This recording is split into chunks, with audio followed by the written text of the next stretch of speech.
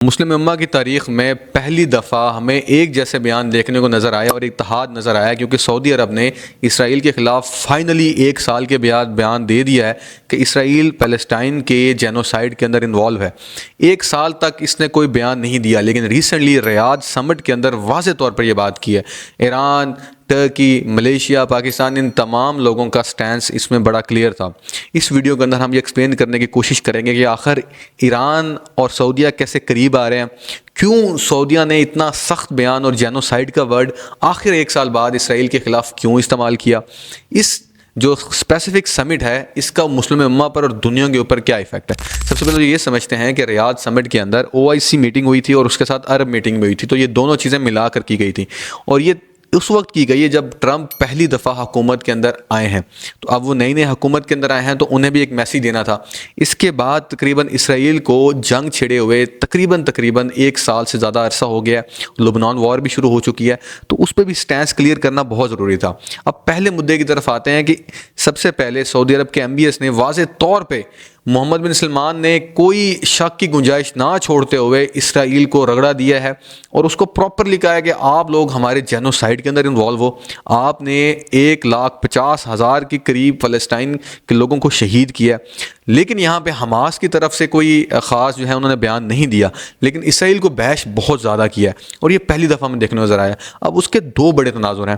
पहला तनाजुर तो यह है कि इसराइल ने इस वक्त इस सिचुएशन के अंदर लाके खड़ा कर दिया है कि अगर सऊदीया इस वक्त उनके साथ जाता है तो पूरी मुस्लिम उम्मा की सपोर्ट को खो देगा। तो ये सिचुएशन होने की वजह से इसराइल किसी को सुनने को तैयार नहीं है और इसलिए एक तो वो अपनी साइड्स क्लियर कर रहे हैं। दूसरी बात यह है कि ट्रंप को उन्होंने एक मैसेज देना है जो कि उन्होंने इस बयानात के थ्रू दिया है कि अगर आप इसराइल को वार से रोक लेते हो फिर हम बात कर सकते हैं, उसके अलावा कोई बात नहीं हो सकती। और जो तीसरी इंपॉर्टेंट चीज़ है कि इसके बैकड्रॉप के अंदर आजकल सऊदी और ईरान के ताल्लुकात अपने पीक पोजीशन पे हैं। कुछ ही दिन पहले सऊदी चीफ ऑफ स्टाफ जो थे वो ईरान के अंदर गए हैं। आजकल एम्बेसीज खुल रही हैं दोनों कंट्रीज़ में, दोनों ओपनली टॉक्स कर रहे हैं, दोनों के चीफ ऑफ आर्मी स्टाफ मिलकर मीटिंग्स कर रहे हैं और इससे पहले ये तारीख में नहीं होता था। तो सऊदीया को ईरान का ऐसा जो ख़तरा मौजूद नहीं है जो उसे बैलेंस करने जाएगा। और इसके साथ साथ एक ब्रिक्स का फैक्टर भी है कि ब्रिक्स की वजह से आज के दिन सऊदी ऑयल मनी जो है वो काफ़ी हद तक सेफ़ है। सऊदीया के पास ऑप्शन मौजूद हैं इस वक्त चाइना को लेकर और रशिया को लेकर, जो कि आज से 10 साल पहले मौजूद नहीं थे। इन तमाम के तनाजुर में ये बातें करना कंप्लीटली जस्टिफाई है। तो इसके दूसरे स्टेप की तरफ कि आखिर इसका लॉन्ग टर्म इम्पैक्ट क्या होगा। फर्स्ट ऑफ ऑल कि इससे एक चीज़ तो वादे हो गया है कि आज से अगर आप 3 साल पहले चले जाएं तो इसराइल ने UAE के साथ अपने ताल्लुकात बेहतर कर लिए थे, कतर के साथ ताल्लुकात बेहतर हो रहे थे, ट्रेड जो है वो ट्रीटी साइन हो रही थी, एक दूसरे के साथ ट्रेड हो रही थी।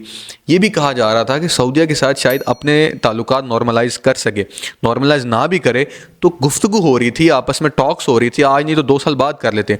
लेकिन आज के दिन जहां UAE और बाकी कतर वगैरह ने भी अपने जो टॉक्स वगैरह वो ख़त्म कर दिए हैं, वहीं पे सऊदी ने भी अपनी जो पोजीशन है वो क्लियर कर दी है और ये नॉर्मलाइजेशन टॉक्स जो हैं वो ख़त्म हो गई है। इन तमाम चीज़ों में आपको विनर कौन नज़र आता है?